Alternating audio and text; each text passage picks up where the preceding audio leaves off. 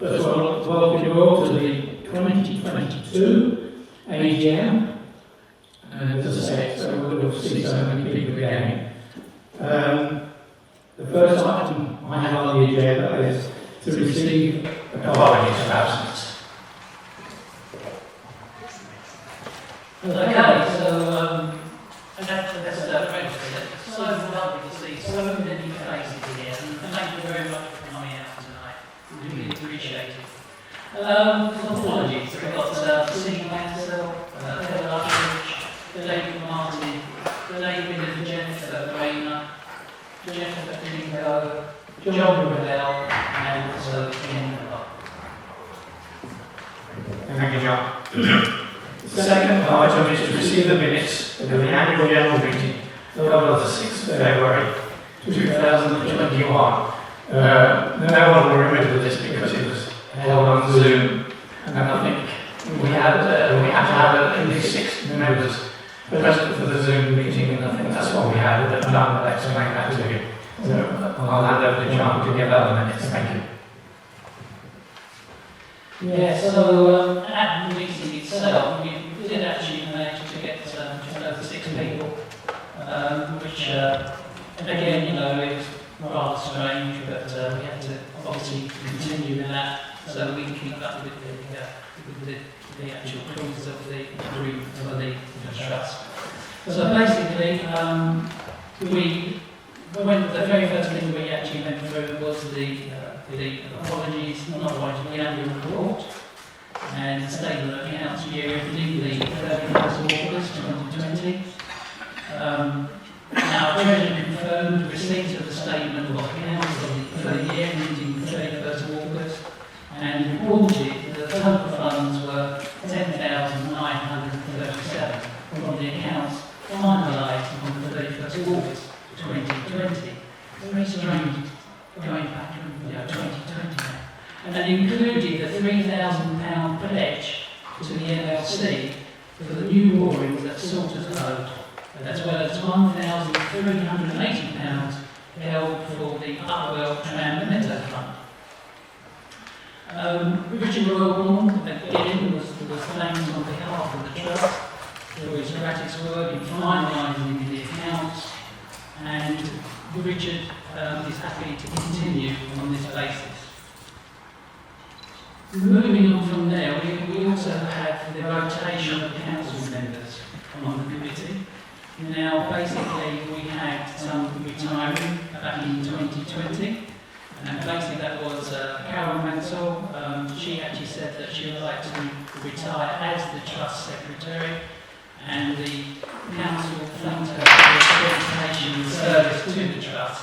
She served on the committee for many, many years. The council also welcomed Martin Scott to the Trust, who will be bringing his wealth of fishing knowledge. Basically, he's our fishing commissioner, and then he actually goes up and down the creek, and then he keeps an eye on what's going on, basically making sure that nobody's abusing or doing anything on the bank, in other words, digging holes on the bank, making sure that people are not running off with lots of fish and all that sort of thing. So he actually travels up and down the bank. More importantly, he gives us a lot of information of what's going on along the creek during the course of the year. 3 members of the council were retiring, so there was G. Seaton, Dean Godfrey and Pete Adams.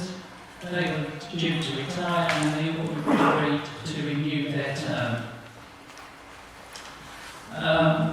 Then we went on to any other business. So one of the things that came up was that we wanted to discuss with the fishing platform, and we got some feedback from Martin to say that all the materials were now purchased, and that it was just a question of assembling the stage, and that basically it should all be finished by the 7th of February. Moving on from there, we also had some report of some creek bank erosion along the A11 programme.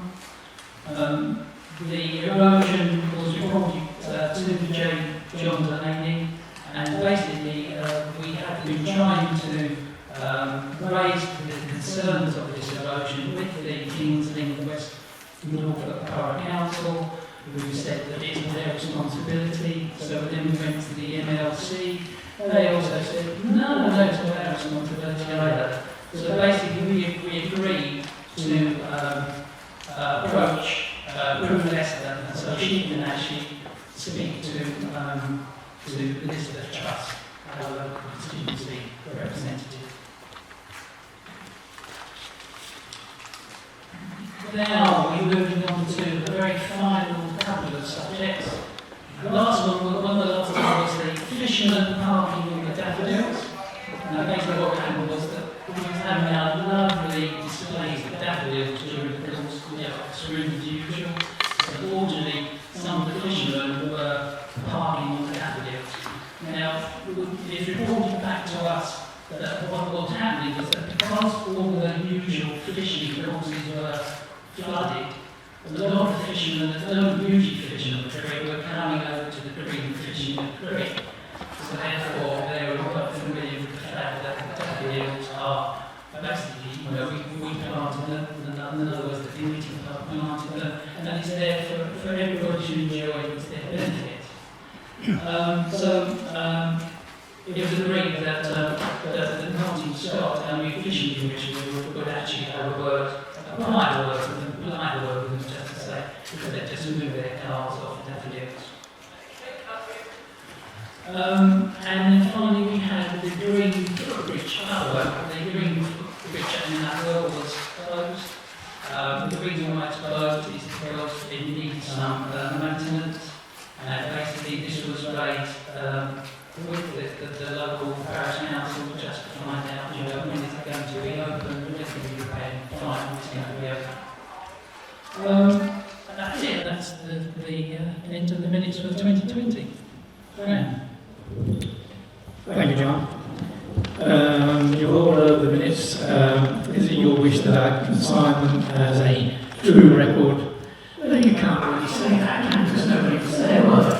I'll ask the 5 people that were there. Yes. Right, I'll sign them. Thank you. I'll sign them as a true reading of what happened at the Zoom meeting. Right, item 3 we go on to, that is, starts off with the Chairman's report for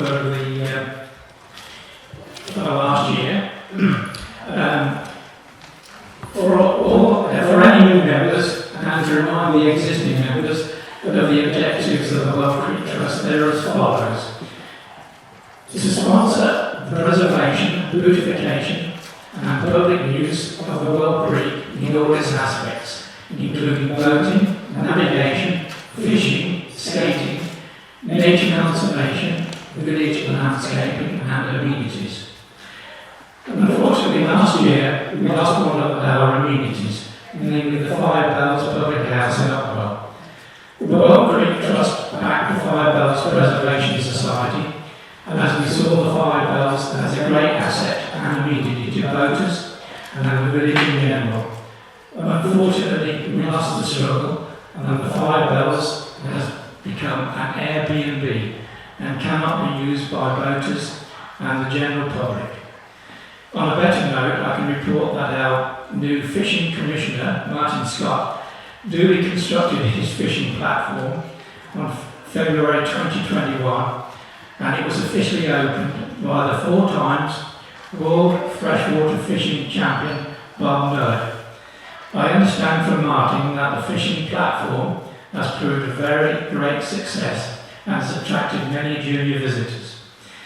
This season, he has 140 children and 6 adults using the platform, and he has received bookings for this February's half term. Due to COVID, we were not able to carry out our usual activities during 2021, namely bulb planting and waterway clear-ups. However, this year we have 2 projects in mind, one in Upwell and one in Nordelph. In Upwell, we are planning to refurbish the church bridge mooring, and we hope to secure money from 2 sources, namely the Blunt Family Trust and the King's Lynn Council's Community Infrastructure Levy, which is known as the SIL grant. In Nordelph, we are planning to supply the village with a seat adjacent to the village mooring. Finally, I'd like to thank all the members for their continued support of the Trust during these difficult times, and to the committee members for all their attendance to both the Zoom meetings and the actual real meetings over the last year. I was unable to attend many meetings myself due to contracting bronchial pneumonia last July, so I'd like to thank Dick Godfrey, my Vice Chairman, for taking over during my absence. That concludes my Chairman's report for 2022. And the next item on here is to receive the annual report of statements of accounts for the year ending the 31st of August 2021. And I'll hand over to our Treasurer, Alan Miller. Thank you. Good evening, everybody. Right, a couple of things. This is the annual report. There are a few copies around at the back if anybody wants to have a look and inspect. We did include a balance sheet on the AGM notes to everybody, so you can see what the figures look like. They've all been approved. And I propose to go through some of the items and describe what were spent on, as some of them are just lump sums. I'll just keep it to nearest pound, keep it simple. First thing, for income, we received £720 in subscriptions and a very generous £1,592 in donations. I'd like to thank everybody for their generosity and support. Just to recap, our financial year end is actually the end of August each year. So when I'm talking about these figures, we're talking about the period at the end of August 2021 last year. So, you know, these sums and some of the things I was describing are a little bit historical. In terms of cost, our main spend, the item, what you see on here for labour and services, there's a few items in there. The first thing is that the new fishing platform, which we've been talking about for children, we spent £284 on the planning permission and £50 for the middle level approval. We didn't expect to pay for the actual build, but Martin had so much support from clubs, companies and individuals that they actually paid for the build cost. And so I'd like to thank Martin personally for his efforts in achieving that construction.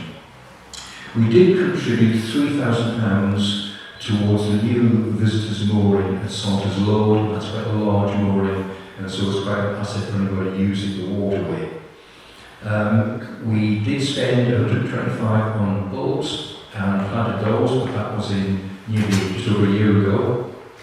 We have to have insurance, £398, and then we have our normal costs for administration, postage, etc. Our total spend was £4,240. This means that this year we actually spend more than we received because of the large sum we paid for the source of the mooring. So we spent £1,904 more than we had in, but we still have quite a good reserve. In fact, our funds stand at £8,847. Now, of that, we do hold a fund on behalf of the Upwell Trial Memento, and that is a figure of £1,380. So for our own Well Creek funds for work that we organise, that leaves us with £7,467. Thank you again for your support, and does anybody have any questions on the finance? That's what I'd say. Anyway, thanks again for your support, and we hope to be a bit more active in the next year when things get underway again. Thank you. Thank you, Alan. Item 4 is to elect members to the Trust Council. The retiring members this year in rotation are Carol Mansell, Roger Mungham and John Delaney. Carol said she would like to stand and remain on the committee, even though she can't attend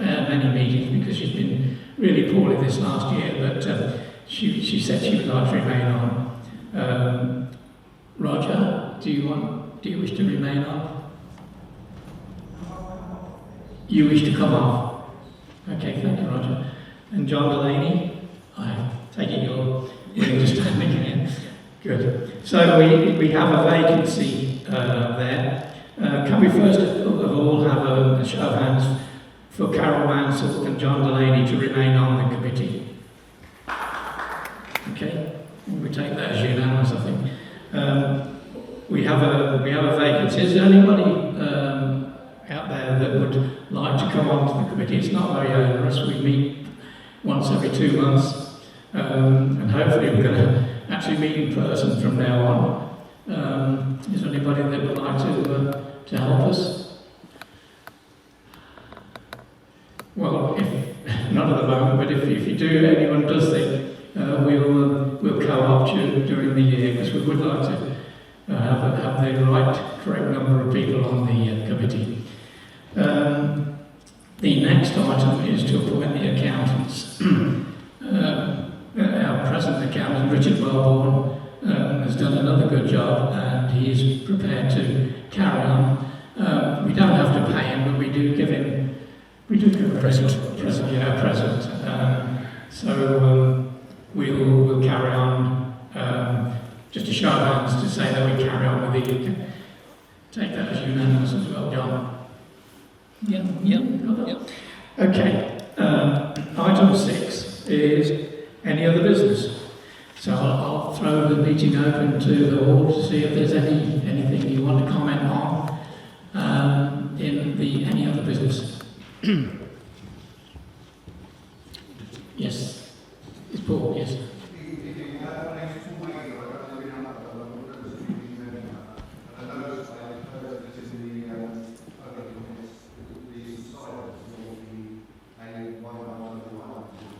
Yeah. About 10 days ago, we went from Upwell towards Outwell, and so where we saw quite a lot of subsidence where the wooden piles are. Yes. And there were viewers as well. And it looked pretty bad because of the laws. It is not taken. The road starts to subside all the piles. It was fairly reserved, no road. I haven't noticed the road at all. No, you can't. You can't see it from the road now. From the river, actually, was a little bit. Really bad.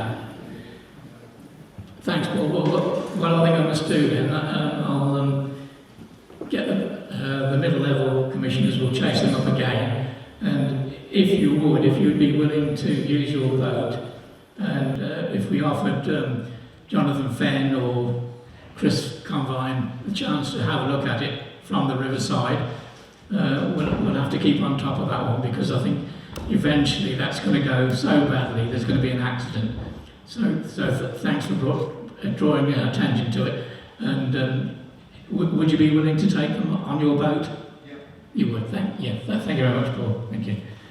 Is there any other business, ladies and gentlemen? Okay. Well, we must be doing the right thing, lads. The next thing is that'll follow will be a short break. As I say, if you haven't got any draw tickets yet, now's the chance to get them. And following the break, which will be about 10 minutes, quarter of an hour, and I'll say I apologise again that we haven't got any tea or drink, but we weren't really expecting so many people. We would have opened the bar if we'd have known. But following the break, I'll hand over to our guest speaker, Mr. William P. Smith, the regional local historian, who will be giving his presentation based on his latest book, The Ancient Town of WELLA. I don't know whether many people have already purchased his book. I was lucky enough to get one, and it is very good. I think I can say this, Bill, that you did say once that you recovered all your costs from your latest book. You will donate any further sales to the Well Creek Trust. Are you still doing that? I know your wife's here, and you probably shouldn't have said that. Well, would you like to comment on that, Bill? there will be a donation from each book, £4 to the Well Creek Trust. in each book that's sold, £4 will go to Rob Creek Trust. That's brilliant. But just, I haven't quite covered my No, printing costs. early days. It's early days. Very early. Yeah, thank you, Bill. Anyway, I'd like to close this meeting of the 2022 AGM, and again, I thank you all for coming, and please buy some door tickets. Thank you.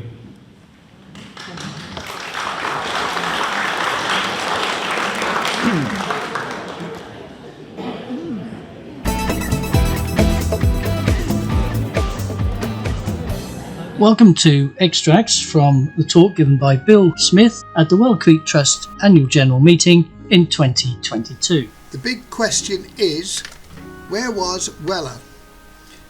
In Wisbech, the mighty Wells stream became known as the river from WELLA. In Littleport, it was known as the river to WELLA. WELLA consisted of a group of settlements in an area centrally located amongst the relatively high ground of Wisbech, Downham Market, Littleport and March. It consisted of many small islands that existed beyond the medieval period. They were later to be called Welney, Tipsend, Lakesend, Three Holes, Nordelph, Neatmore, Upwell, Outwell, parts of Christchurch and Barraway Drove. These small fenland settlements had the important task of coping with the floodwater from many upland sources. For centuries it was the water's natural path on the return journey to the sea at Wisbech. Fenland in its entirety amounted to around 1,300 square miles. In the early 13th century, King John recognised WELLA as an important trading area, so granted it a market, therefore elevating WELLA to town status. This superb map by Gordon Fowler, 1946, showing all the fenland waterways and illustrating the tidal Wells stream from Littleport to Wisbech. WELLA gets its name from this ancient waterway. King Canute is reported to have sailed up the Wells stream in the 11th century. King John supposedly lost the crown jewels in the Wells stream estuary. It is interesting to see the 12th and 13th century churches follow the medieval coastline. Historically, the tall spires were used as navigation aids to guide shipping into the port of Wisbech. Produced by the Great Fen Project, the Norfolk and Cambridgeshire Fenland as it appeared before the Roman period, showing the high ground and the pre-drainage waterways. The course of the medieval Nene was altered in the 13th century. This gave March a much improved navigation route. The old Nene takes this path today. Using modern satellite imagery, we are able to see the old Mildenhall River join the original Ouse Rodden. Rodden is a redundant waterway. These upland conduits, following the natural passage to the sea, would have existed for thousands of years. A perfect example showing the Wells stream from Welney to Three Holes.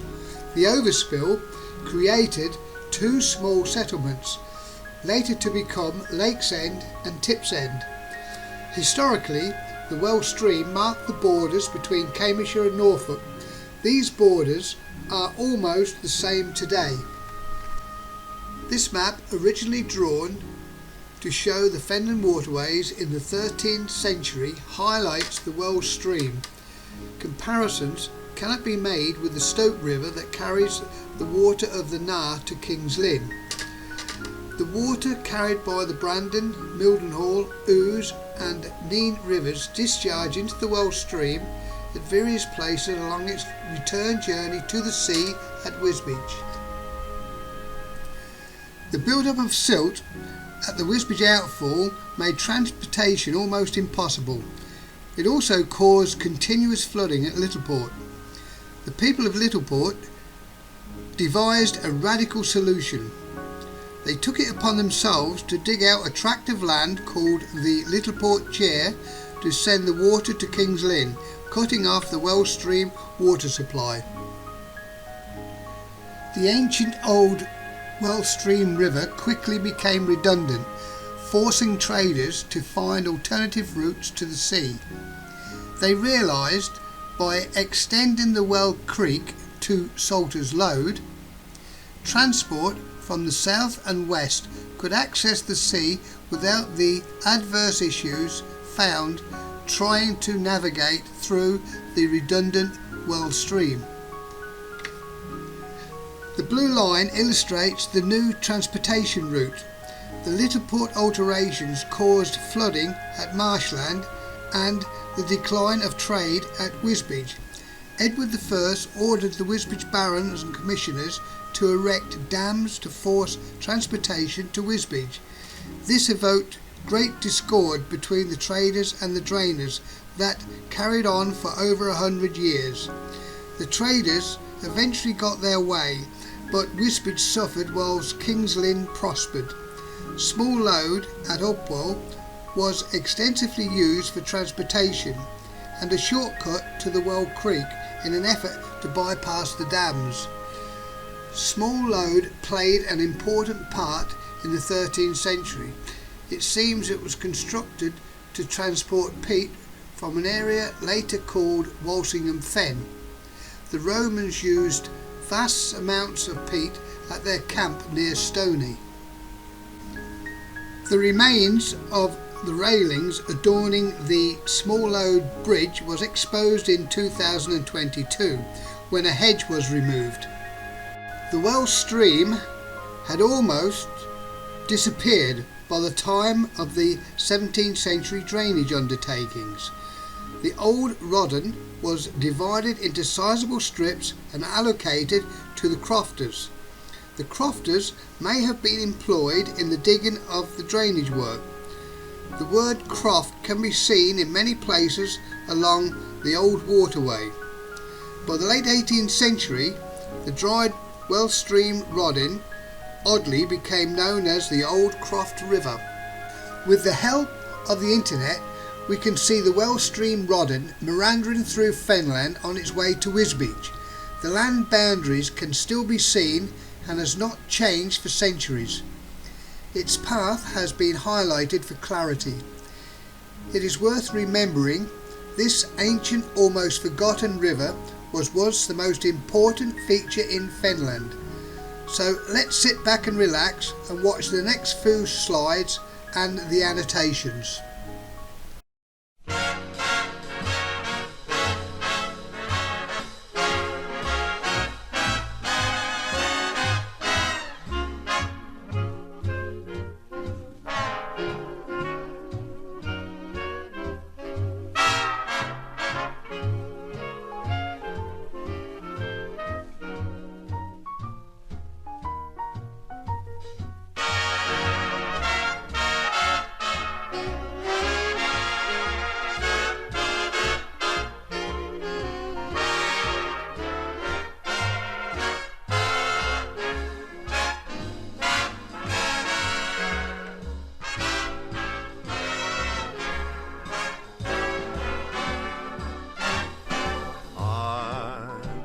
To get you on a slow boat to China, all to myself alone.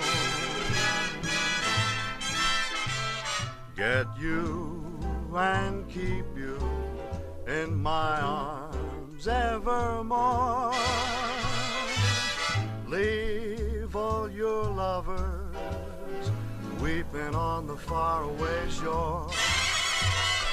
Out on the briny, with a moon big and shiny, melting your heart of stone.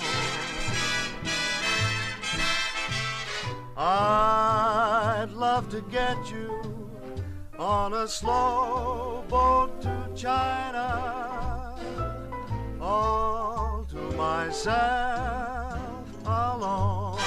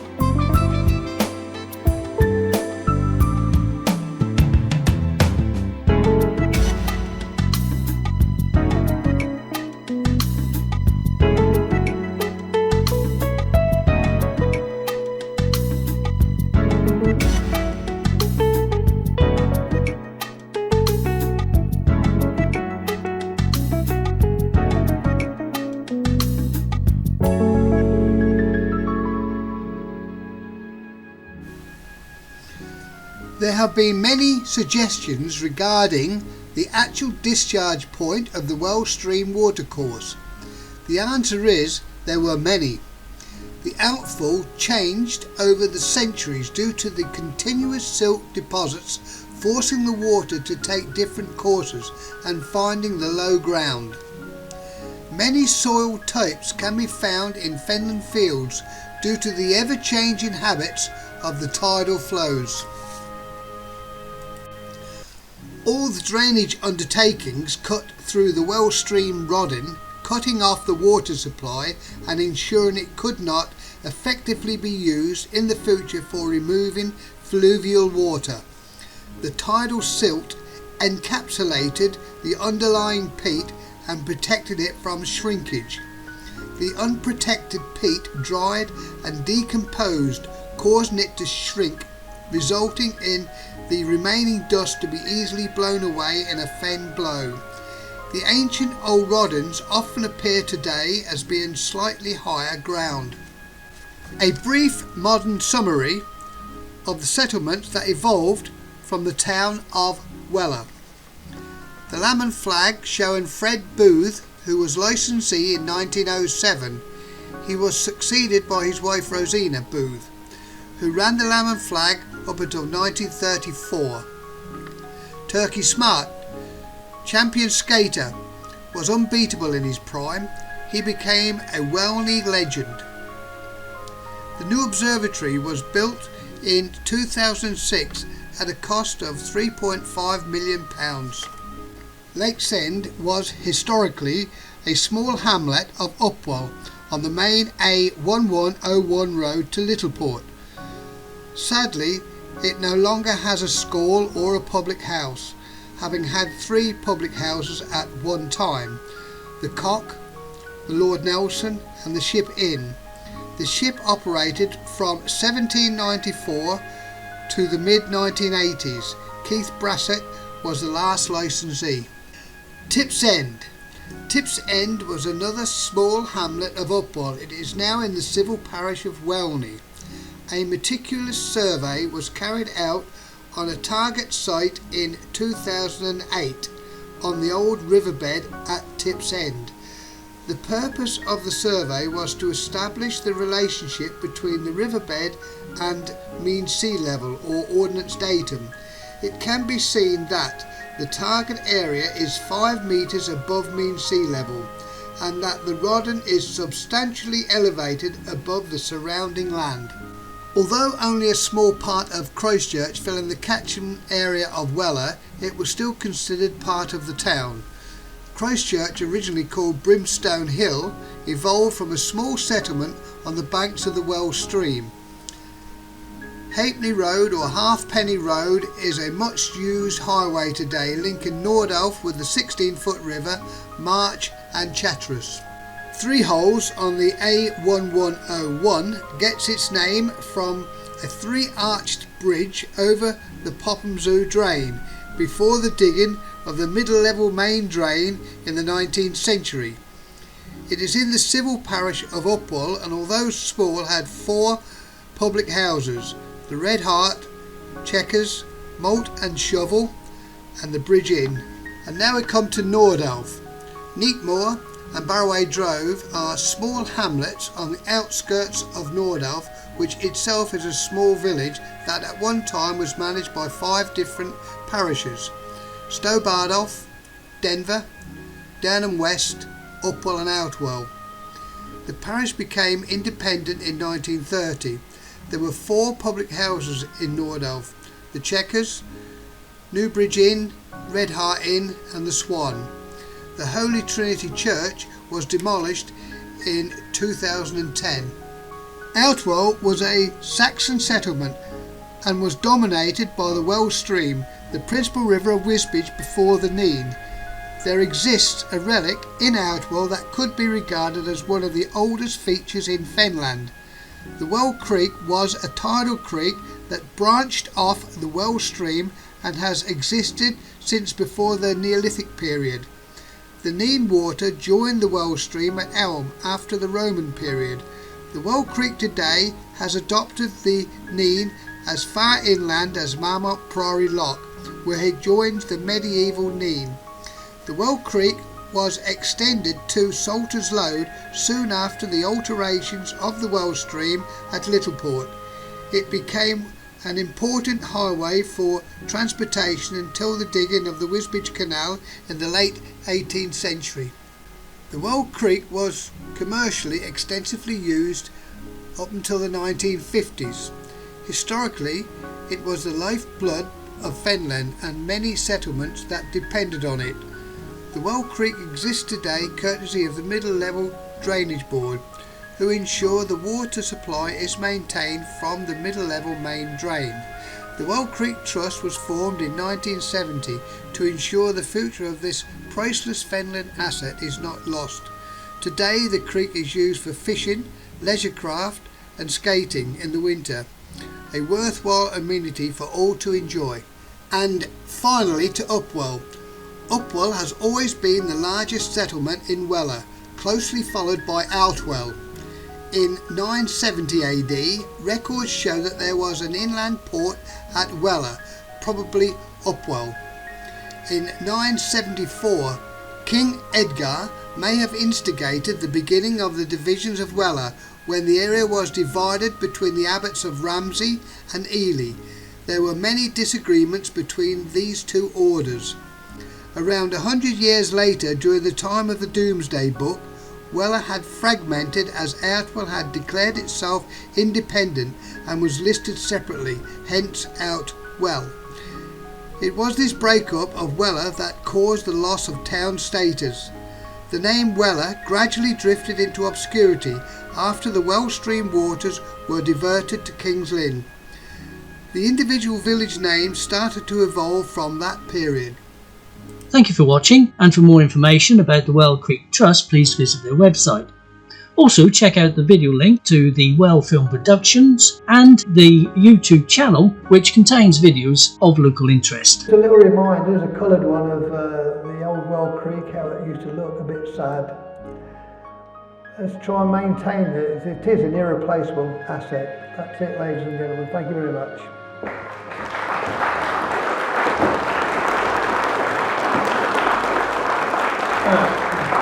Thank you, Bill.